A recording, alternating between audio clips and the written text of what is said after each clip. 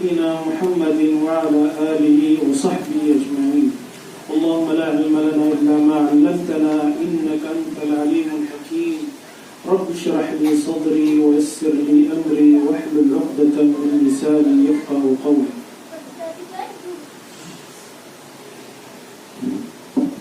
Segala puji kepada Allah Subhanahu wa Ta'ala memberikan kita panjang umur dan sehat walafiat, bisa bertemu lagi di majelis ta'lim Zawiyatul Hikmah Balikan 3.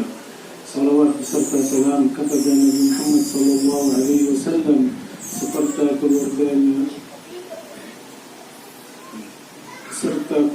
sahabatnya. Mudah-mudahan kita bertemu beliau di dunia dan akhirat. Amin ya rabbal alamin. Malam ini materi Kitabul Adab.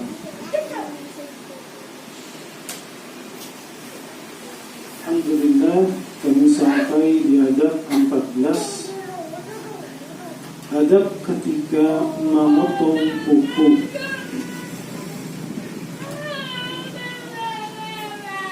Di antara adab-adab ketika memotong kuku, yang pertama,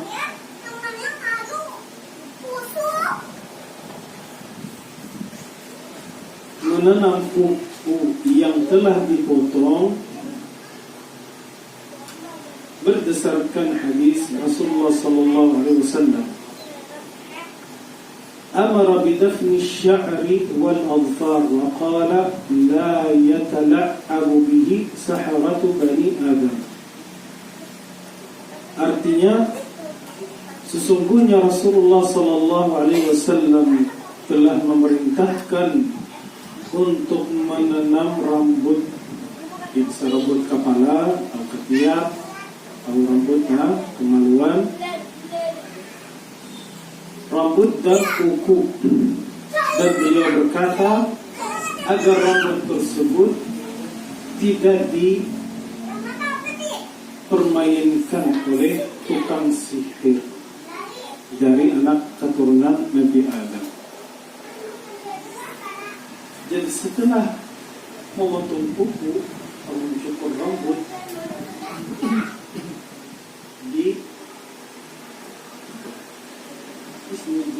dikuburkan kah? Ya. Tapi di zaman kita agak sulit nih kalau membongkar karena hendak rambut, paling dia depan orang bisa apa hendak menanam apa, orang apa, hendak sihir.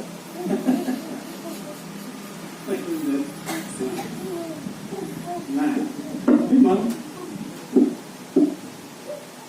mereka memanfaatkan rambut dan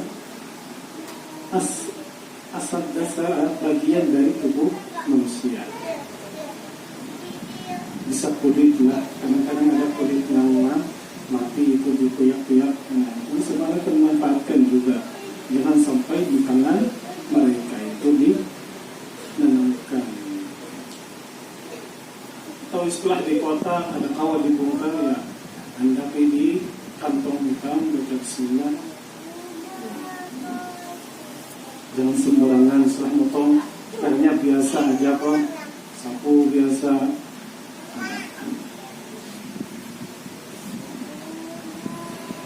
Itu adab yang pertama.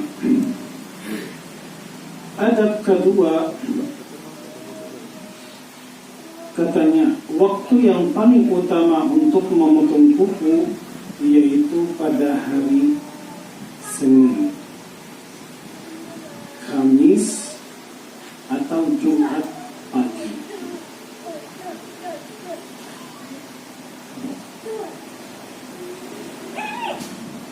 Dan sebenarnya itu boleh motongnya pada hari-hari yang lainnya. Cuma yang afdal di hari Jumat pagi, sebelum, apalagi para laki-laki sebelum melaksanakan mandi sunnah Jumat atau melaksanakan salat Jumat, karena dianjurkan itu hari raya. Hari Jumat bermakna Sayyidul Ayyam wa Idul Muslimin. Jadi setelahnya apa? Bersih-bersih, memotong kuku. Jadi bagusnya di hari Jumat sebelum. Di hari Jumat itu berdasarkan sabda Rasulullah sallallahu alaihi wasallam, "Man qallama adfarahu yawm al-jum'ati wuqiya min as-su'i ila mithliha." Artinya barang siapa yang memotong kukunya pada hari Jumat, maka dia akan dijauhkan dari keburukan sampai hari Jumat berikutnya. Nah, di hari Jumat berarti tiap Jumat seminggu sekali. Itu bagi yang bisa. Nah, tapi kadang-kadang kukunya apalah sampai Jumat berikutnya belum panjang. Nah, jadi Jumat ada potong merasa belum panjang. Jadi sampai Sabtu, Minggu merasa panjang. Nah, hari asa gatal anak mau tutup. Ya memang boleh, di hari lain boleh. Cuma itu yang hari tersebut yang awal hari Jumat dan Senin. Nah, sampai ke itu orangnya selain ada panjang langsung tiap seminggu, jadi Sabtu Minggu sabar lagi. Besoknya Senin motong hari Senin. Jadi bahala Jumat dan Senin bahala.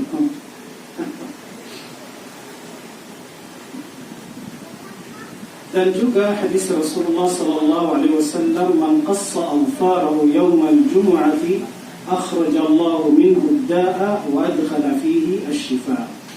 Artinya barang siapa yang memotong kukunya pada hari Jumat, maka Allah akan mengeluarkan darinya penyakit dan memasukkan kesembuhan di dalamnya. Hadis rawahu Ibnu. Nah, itu fadilah memotong kuku di hari Jumat.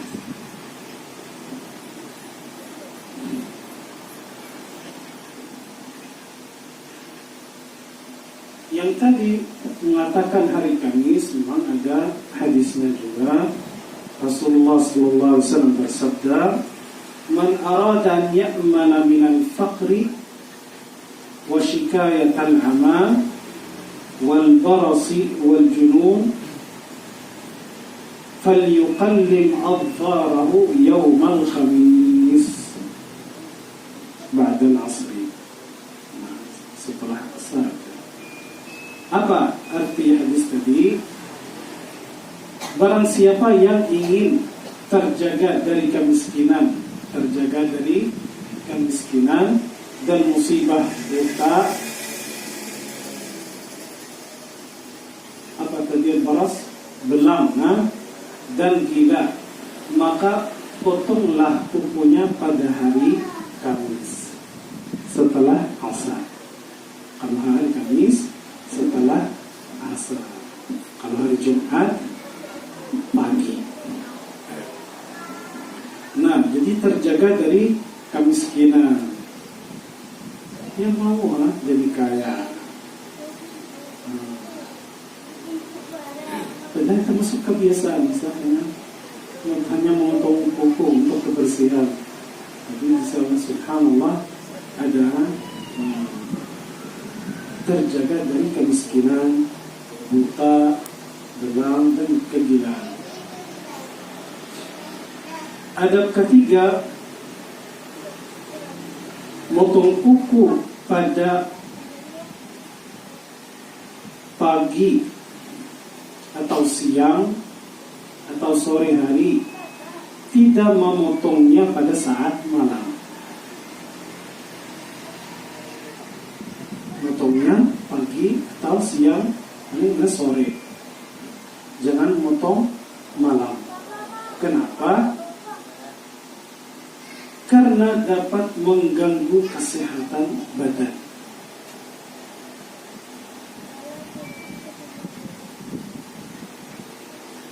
Tersebut di sini bahasa Arabnya ma'lumatun hamma. Akadat dirasatun ilmiyyah annahu bihululil lail yatarakkazu al-kalsium al-mawjud fi al-jism fi atraf al-asabi'. Wa idza qumta bi taqliliha fi al-lail satafqidu kamiyatan kabiratan min hadhihi al-maddah al-kalsium. ولذلك ينصح بتقليل الأظافر في النهار حيث يكون الكالسيوم في وضعه الطبيعي. Artinya penelitian ini telah terbukti dalam suatu penelitian ilmu kedokteran kesehatan, sesungguhnya dengan masuknya waktu malam seluruh kalsium yang berada di tubuh berkumpul pada ujung-ujung jari. Dan jika kamu memotongnya waktu terkumpul, maka tubuh akan terkurangi dari kalsium tersebut karena terkumpul, jadi memotongnya dengan kadar yang sangat besar. Oleh karena itu sangat dianjurkan untuk memotong kuku pada waktu siang hari, yaitu waktu kalsium pada posisi yang sangat normal, yaitu siang, pagi atau sampai sore. Jangan motong malam.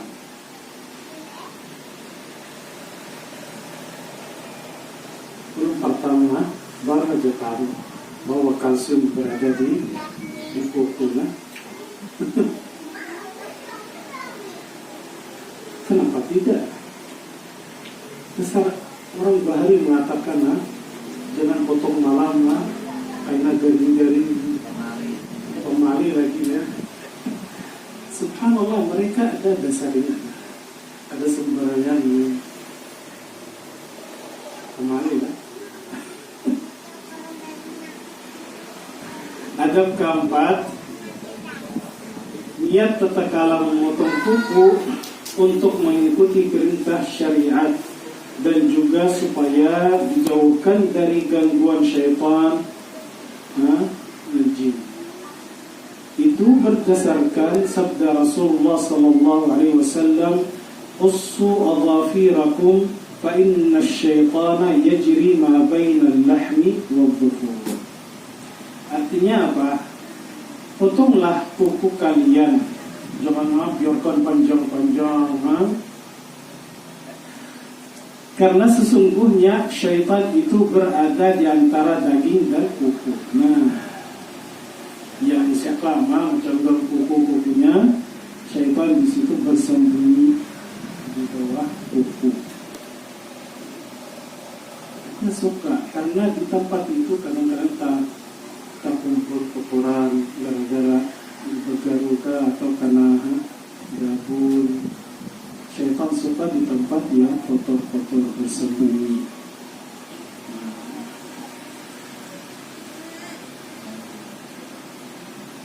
Jadi kamu biarkan kuku panjang-panjang, kedua alasan di situ syaitan bersembunyi, suka bersembunyi. Ya, adab kelima, tidak memotong kuku dalam keadaan hadas akbar besar, karena hukumnya makruh. Adab keenam, memotong sebagian kuku tangan kanan dan tidak memotong kuku tangan kiri, hukumnya adalah makruh jika tak ada uzur. Setelahnya memotong tangan kuku tangan kanan, yang di kiri dibiarkan.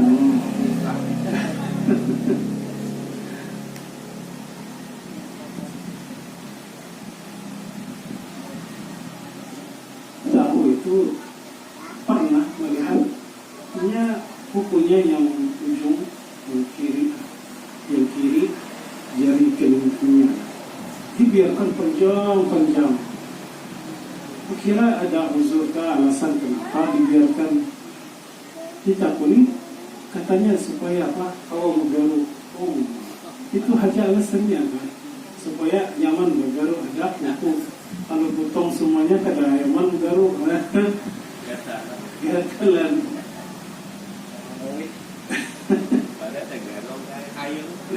Itu. Kenapa akun syaitan sembunyi di kuku seorang? Alasan anda supaya kau berburu, garuk. Tapi subhanallah, kata kawan itu ujarnya, kalau kuku dibiarkan panjang asal gatal terus, anda bergaruk terus. Ya, kalau sudah memotong, rasa yang ada merasa hendak bergaruk. Jadi orang memikirkan, oh kata ini si fulan dan katakan si fulan.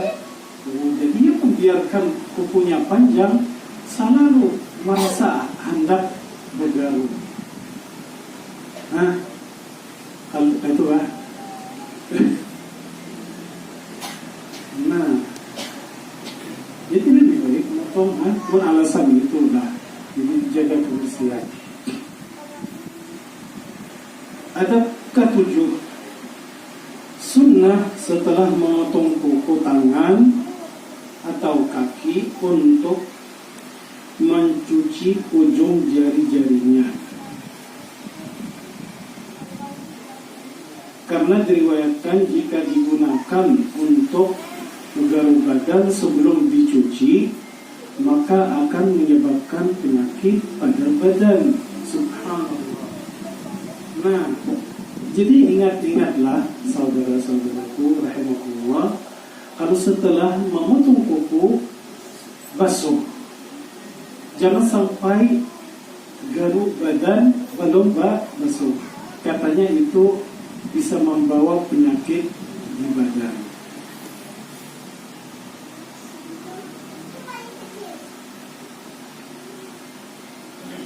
Itu tersebut di dalam kitab fikih Ghayatul Bayan.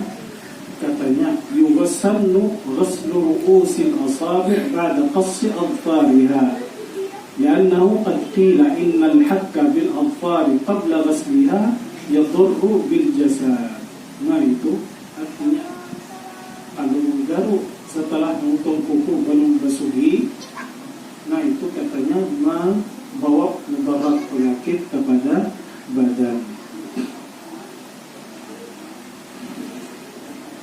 Ya.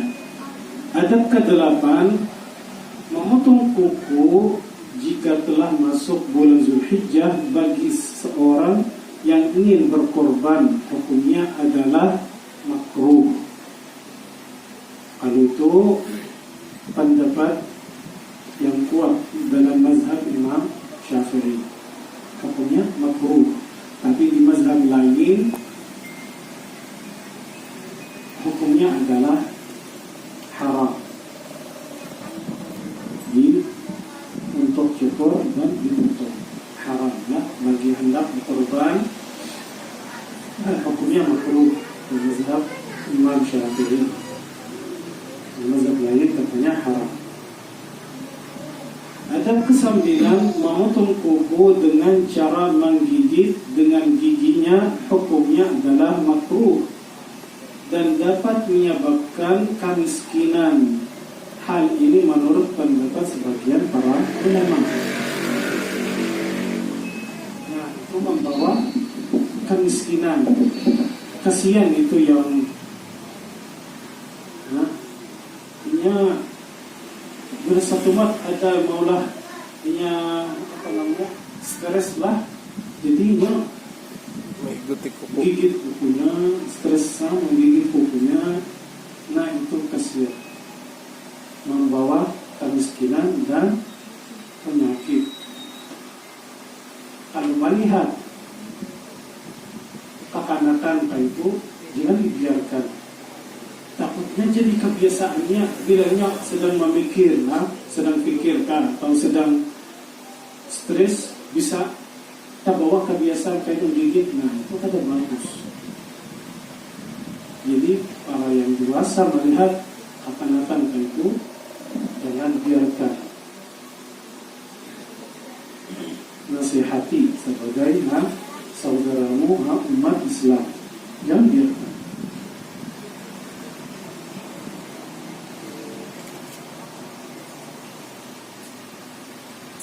Faedah ada katanya perincian hukum dalam menghitung buku. Kan tiap ada segala ada 5 hukum, ada wajib, makruh, haram, sunnah. Kalau betul buku ada 5 hukum. Ada hukum wajib. Kapan memotong kuku jadi wajib? Katanya jika terdapat kotoran yang dapat mencegah yang masuknya air, wudu atau mandi. Setelahnya berpanjang kuku menghalangi air wudu sampai di dalamnya. Itu wajib untuk memotongnya. Karena pernah terjadi itu, Sayyidina Umar radhiyallahu anhu meriwayatkan anna rajulan tawadda'a فترك موضع ظفر على قدمه فأبصره النبي صلى الله عليه وسلم فقال ارجع فأحسن وضوءك. Artinya Sayyidina Umar bin Khattab radhiyallahu anhu dia berkata, sesungguhnya seorang lelaki berwudu dan dia tidak mencuci posisi kuku pada kakinya. Maka Rasulullah SAW melihatnya, maka Nabi berkata kepada lelaki tersebut, ulangilah dan perbaikilah wudu'mu. Nah, karena kukunya panjang, jadi ada menjaga kelintihan air wudu masuk di dalam atau tidak. Rasulullah melihatnya, itu disuruh baiki wudunya. Itu hukum kapan wajib memotong kuku. Kapan hukum yang sunnah? Jika kuku sudah panjang dan yang lebih utama adalah memotongnya setiap seminggu sekali, yaitu pada hari Jumat. Itu sunnah ya, karena hari seperti hari raya, memotong kuku menjaga kebersihan. Hukum ketiga makruh kapan?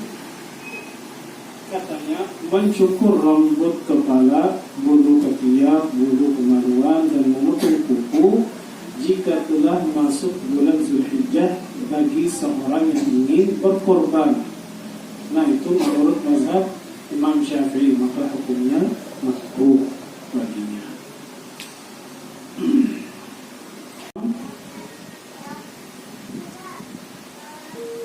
Jika masih dalam keadaan berihram haji atau umrah, haram baginya memotong kuku istilahnya melanggar.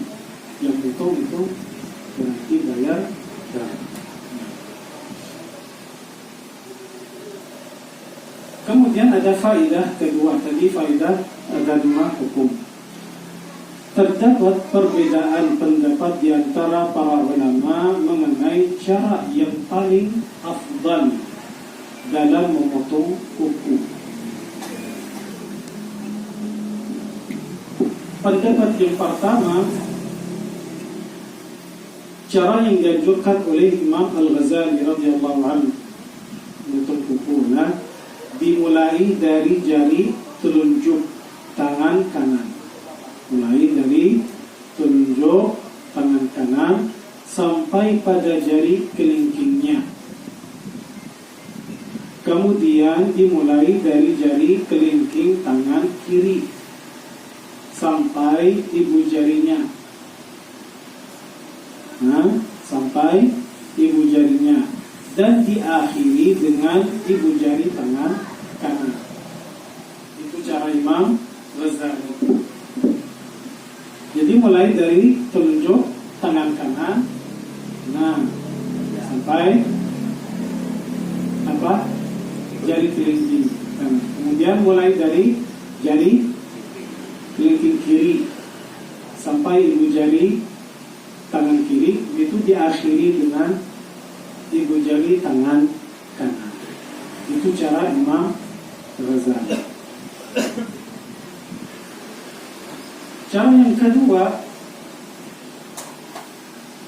yang dianjurkan oleh Imam Nawawi radhiyallahu anhu. Beliau dimulai dari jari telunjuk tangan kanan sampai motor ini sampai jari kelingkingnya dan diakhiri dengan ibu jari kalau di tangan kanan. Kemudian dimulai tangan kiri dari jari kelingking sampai ibu jari. Nah, itu cara Imam Nawawi. Jadi setelahnya semuanya dari tangan kanan, dari telunjuk sampai kelingking, kemudian diakhiri dengan ibu jari kanan. Kemudian mulai dari ke jari kelingking tangan kiri sampai akhiri dengan ibu jari. Itu mungkin tak mudah lah. Setelah selesaikan tangan kanan dulu, kemudian mulai tangan kiri. Kalau cara Imam Ghazali mungkin ada yang tak ingat. Setelah dibiarkan ini kan diakhiri ya. Jadi setelah tangan kanan mulai dari tangan kiri sampai sini, kiranya sini sudah. Mungkin dulu yang menggunakan cara Imam Nawawi. Pas sangat menggunakan cara Imam Ghazali, ternyata lupa seperti tangan kanan. Iya, ada tangan. Itu semuanya tentang tangan. Kuku tangan. Cara yang ketiga, menurut pendapat sebagian ulama, dimulai dari kuku jari tengah tangan kanan. Mulai dari jari tengah, kemudian jari kelingking, kemudian ibu jari. Nah, dari tengah, kemudian kelingking, kemudian jari, ibu jari. Kemudian apa? Jari manis. Nah, setelah ibu jari, jari manis. Kemudian apa? Jari telunjuk. Nah, itu mulai ke kanan. Selesai. Kemudian sama kiri ke kiri. Dari apa? Tengah. Kemudian kelingking. Kemudian ibu jari. Kemudian jari manis. Kemudian telunjuk terakhir.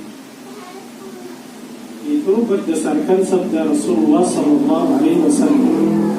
Ya Aisyatu, idza anti qallamti adhafiraki fabda'i bil wusta, thumma al-khinsar, thumma al-ibham, thumma al-binsar, thumma as-sabbaba. Fa inna dhalika yurithu ghina. Artinya, wahai Aisyah, jika kamu memotong kukumu, maka mulailah dengan kuku jari tengah, kemudian jari kelingking, kemudian ibu jari, kemudian jari manis, kemudian jari telunjuk. Karena sesungguhnya hal tersebut dapat menyebabkan kekayaan. Nah, itu cara yang ketiga. Cara keempat, ini yang ada hadis musalsal tentangnya. Menurut sebagian ulama, caranya mulai dari tangan kanan mengikuti urutan huruf khawabis. Huruf khawabis. Jadi kalau khawabis, kha dulu apa? Khinsar. Berarti dari kelingking. Kemudian waw, wusta, jari tengah. Nah, kemudian khawabis alif, ibu jari. Nah, ini. Kemudian ba, jari manis. Kemudian telunjuk. Itu tangan kanan.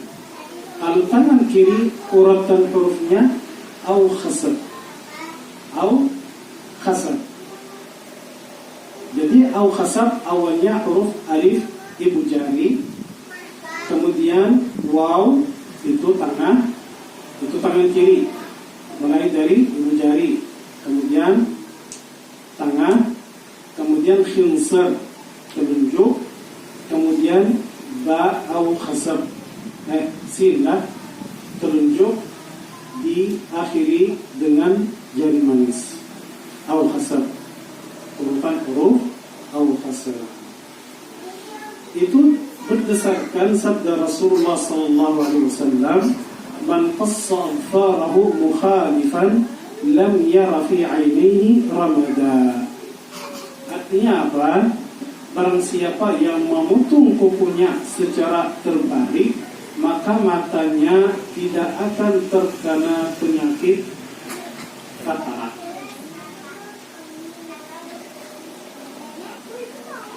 Istilahnya khawabis dan au khasab. Istilah terbalik, ada sama. Ini khawabis, ini au khasab. Katanya dihindarkan, dijauhkan dari penyakit katarak mata. Baik, Ustaz, ini banyak pilihan lah. Ada cara Imam Ghazali, ada cara Imam Nawawi, ada tadi supaya kaya. Ini menjauhkan dari penyakit katarak. Jadi kan yang Pak, yang mana afdal lagi? Wah, semuanya afdal. Dia bagi ikhtiar bagaimana jemaat ini udah supaya tagawi semuanya. Jadi kaya, terjauh dari penyakit katarak, menggunakan mazhab Imam Ghazali dan gunakan juga cara Imam Nawawi. Insyaallah bersama semuanya insyaallah dapat insyaallah. Ini ada syaratnya harus rutin, ada.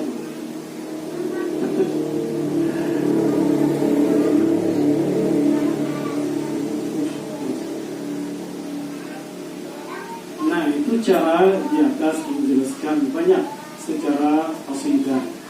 Semua cara di atas berlaku pada kedua tangan saja.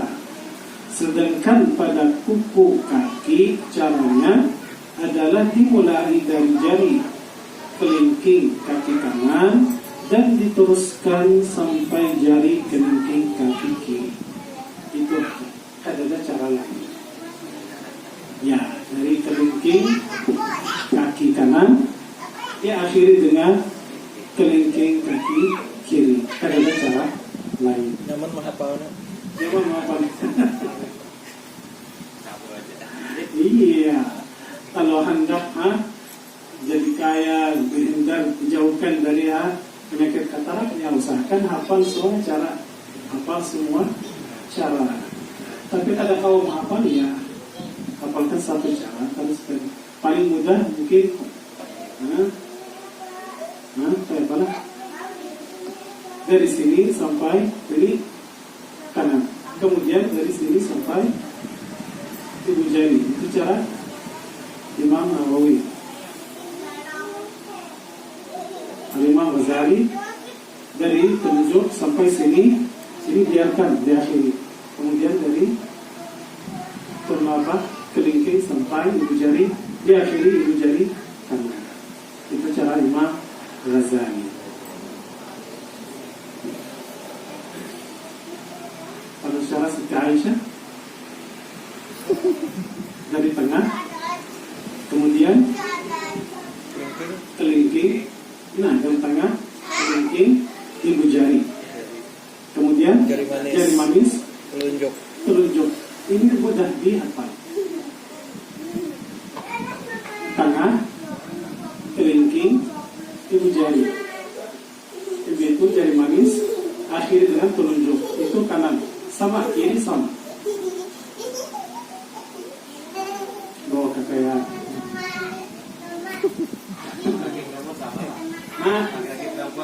Iya sama.